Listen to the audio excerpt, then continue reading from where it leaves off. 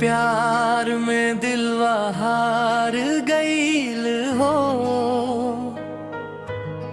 नैना से नैना जब चार गईल हो। रात दिन बस तो हर ख्याल आवेला,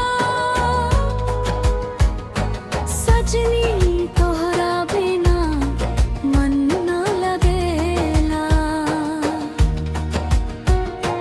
जब से देखनी तोहरा के पहला बेरिया, धड़कन बढ़ल बदल गईल दुनिया। तोहर मुस्कान चांद से उजियार बा, तोहर बिना लागे सब बेकार बा। सपना में रोज तू ही तू आवेलू, प्यार के मीठ गीत सुनावेलू। दिल के कोना कोना में बस गईलू, प्यार के रंग में हमके रंग गईलू। तोहरे प्यार में दिलवा हार गईल हो, नैना से नैना जब चार गईल हो। रात दिन बस तो हर ख्याल आवेला, सजनी तोहरा बिना मन ना लगेला।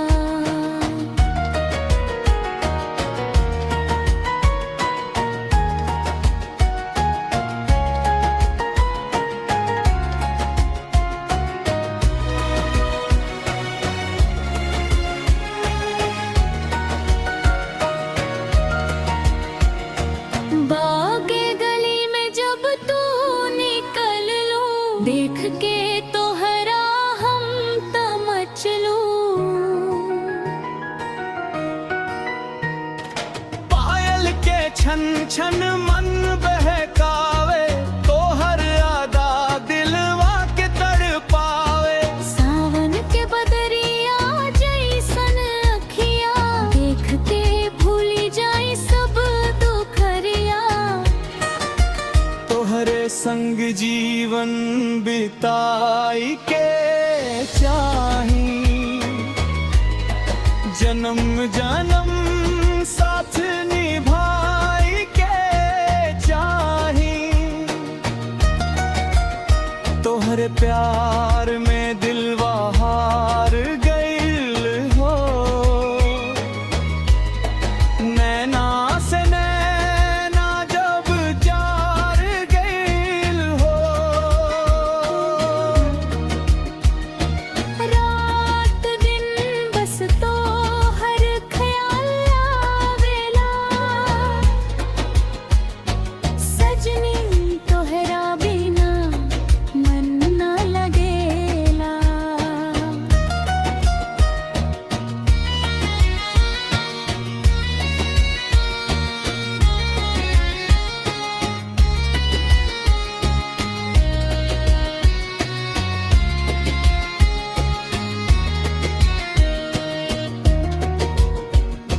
चांदनी रात में बैठ के किनारा, सुनब हमनी प्यार के फसना प्यारा। हाथ में हाथ लेके चलब संग संग, गूंजे प्यार के मीठ मीठ रंग। तोहरे खातिर दिल धड़के, हर खुशी तोहरे नाम पर भड़के। रुआ बन गईल बानी जान हमरे, तोहरे से रोशन जहान हमरे। फूलन के खुशबू तोहरे से लागे, हर सपना अब साच जैसन जागे। भगवान से बस इतने मंगिला, साथ तोहार जिंदगी भर पाविला। जब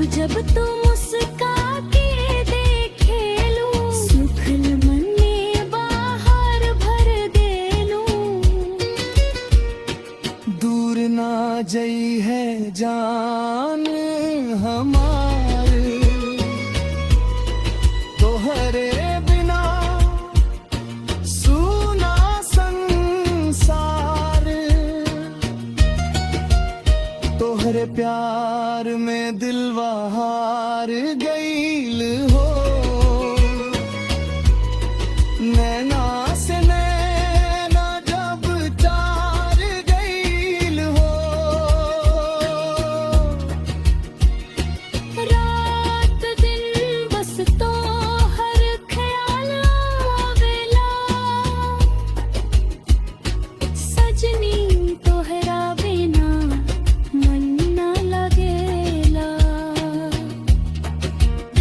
तोहरे प्यार में दिलवा हार गईल हो जन्म जन्म खा